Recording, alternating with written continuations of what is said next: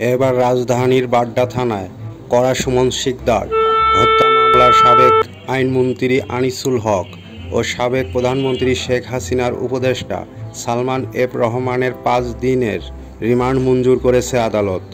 আজ বৃহস্পতিবার সকাল ৭:৩০টার দিকে ঢাকার চিফ মেট্রোপলিটন ম্যাজিস্ট্রেট সিএমএম আদালতে এ আদেশ দেন।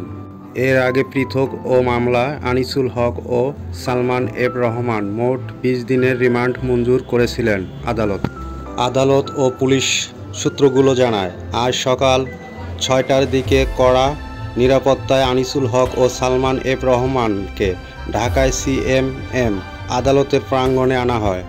তাদের আদালতের হাজতখানায় রাখা হয়। বাড্ডা থানায় করা সুমন শিকদার হত্যার মামলায় তাদের গ্রেপ্তার দেখিয়ে ১০ দিনের রিমান্ডে নেওয়া আবেদন করা হয়। পরে ১০ জনকে হাজতখানা থেকে আদালতের এজলাস কক্ষে তোলা হয়।